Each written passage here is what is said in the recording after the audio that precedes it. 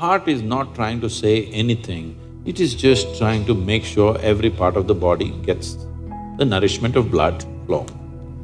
So it's your brain speaking in different tongues.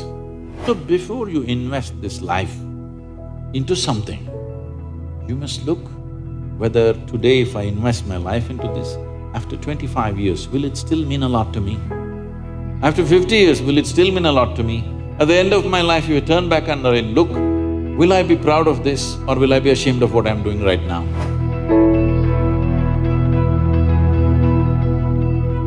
Namaskaram, Sadhguruji. The first question that I want to ask is actually related to me. I'm in the last year of engineering, so now there is a very big decision that I have to make now, and people have told me that if I take decisions from my heart, I'll be successful in life. So, but there lies a problem. The problem is that I don't know which thought is coming from my heart and which thought is coming from my brain. So how can I figure out which thought is from my heart and which is coming from my brain?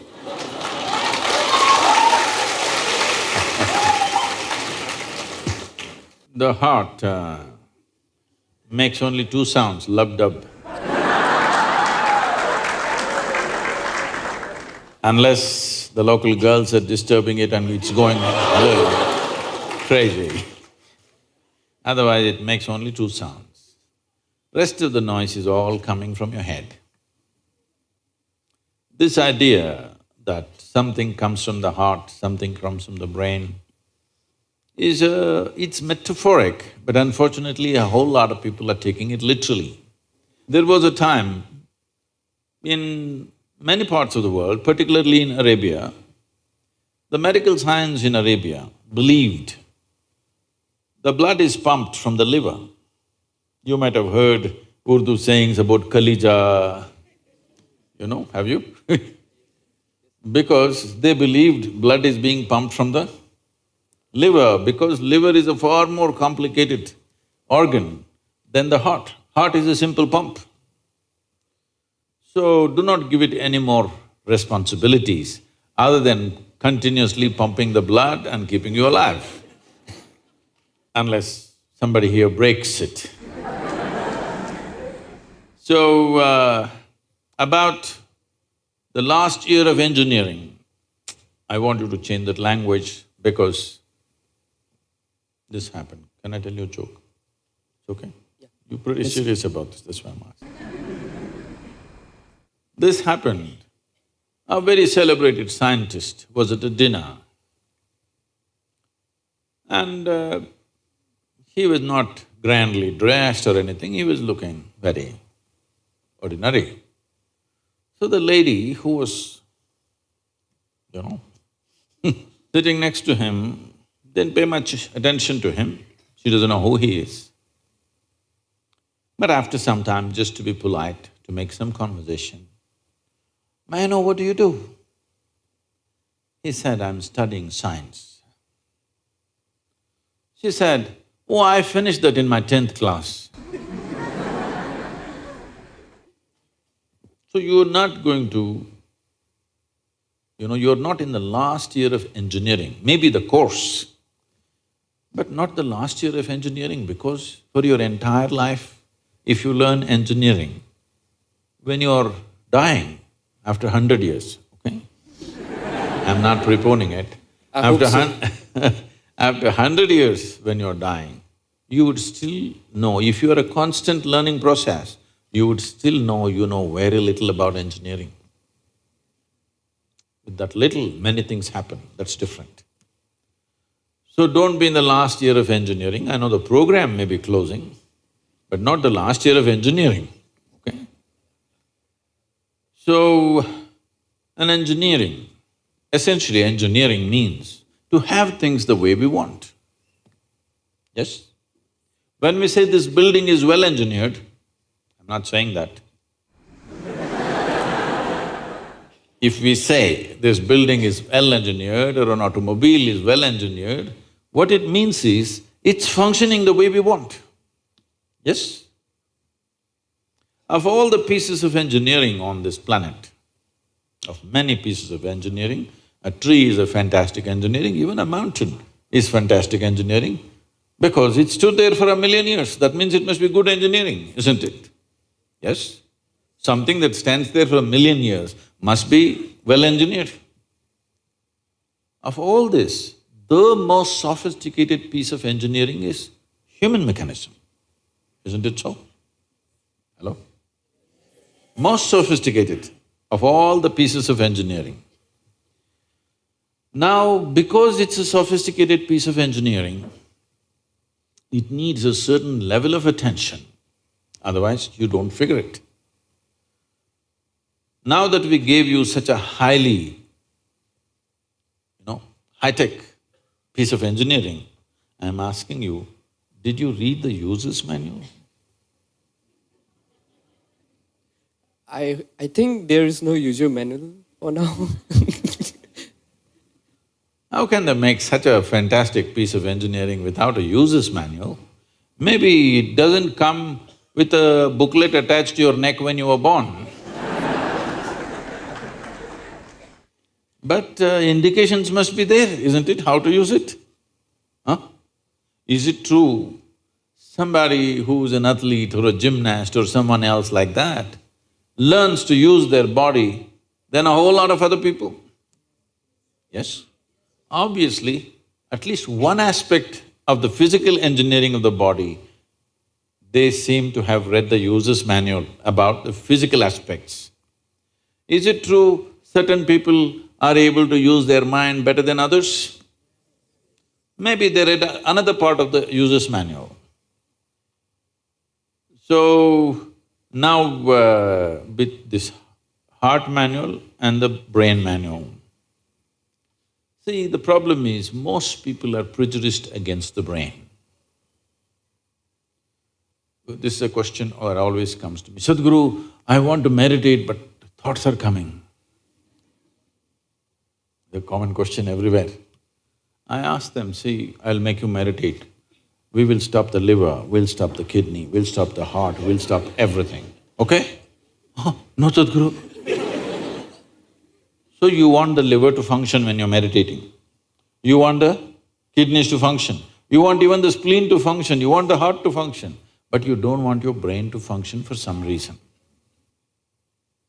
This is simply because brain is a new equipment that you got in the evolutionary process. This level of cerebral development happened more recently compared to the other systems. If you cut open any mammal, they all have all these parts, isn't it? Every part that you have here, all of them have.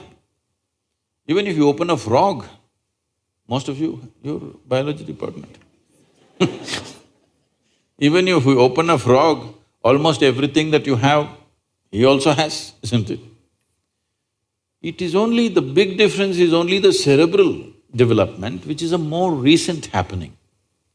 Because it's a more recent happening, most people have not figured how to handle it. So, user's manual is very important. You don't read a user's manual just before you discard the machine. You read it in the first few days, isn't it? Hello? If you buy a phone, do you want to read the user's manual in the first 3 days or after 3 years when you're throwing it away? First 3 days, isn't it? So, knowing how this functions is very important. Never did ever heart generate any thought or intention. Well, when you looked at the young girl, heart beat more, that doesn't mean it's saying anything, it's just trying to compensate for the other levels of excitement that's happening.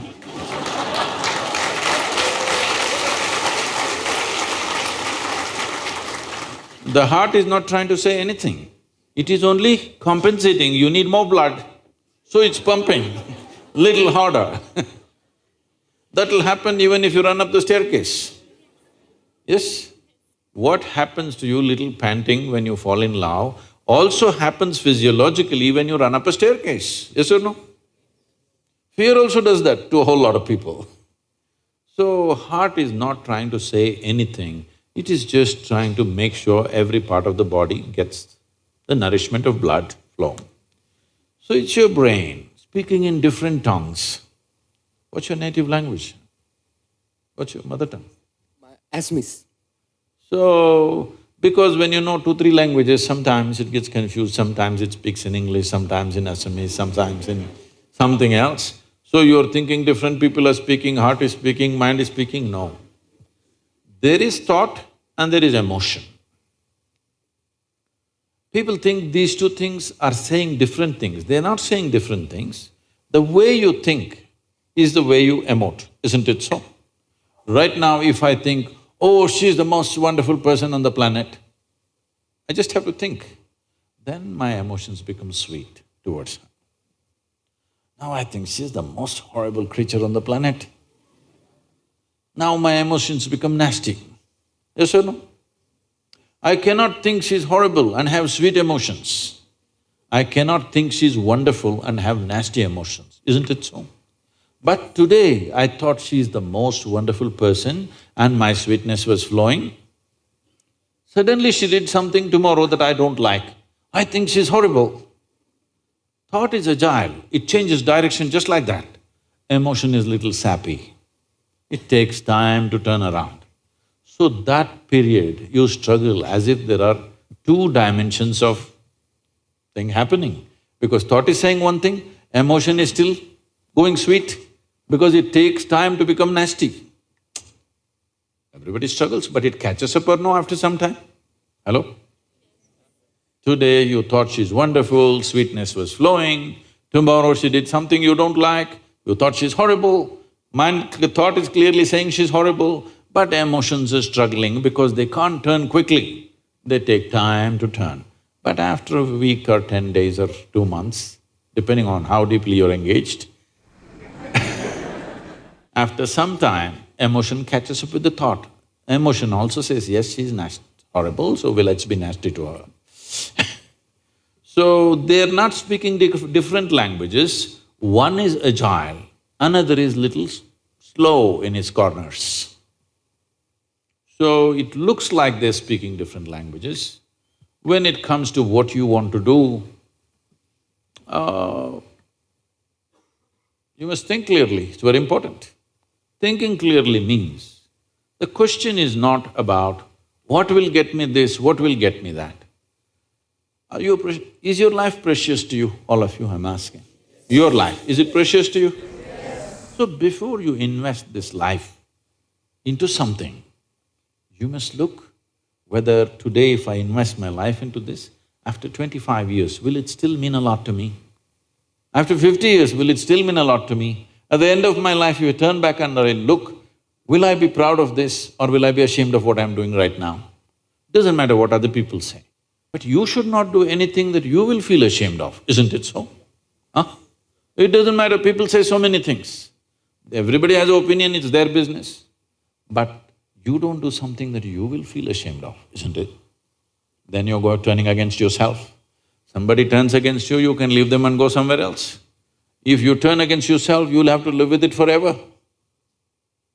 So, this is all you have to look at it. Something will get you money, something will get you comfort, that's not the point. What you choose to do, will it give you a life?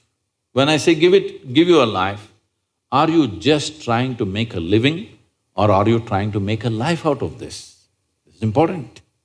Making a living is not an issue. A worm, an insect, a bird, an animal, all of them are making their life, making a living, isn't it so? They're even making a life out of it, but definitely they're making a living. So making a living with such a big brain is not an issue. Earning your food is not an issue, making a living is not an issue. Only problem is you want to live like somebody else, that's an endless problem. I want to live is not a problem. I want to live like you, this is a problem. So, it is important, if you consider your life as a precious life, you must make sure you make a wonderful life out of this. Whatever opens up in that direction, that is the thing you should do. But when you're under the pressure of peers, somebody is saying, I'm going to America, somebody says, I'm going to the government job, somebody says, I'm doing this. So one thing that all of you should do before you make big decisions in your life is withdraw from these pressures of peers, professors, parents, everybody. Just spend 3 days to 1 week by yourself. Look at it, what is it that you really want to do? Not under pressure from other people. What does this life want to do? Do that. It doesn't matter what other people think about it.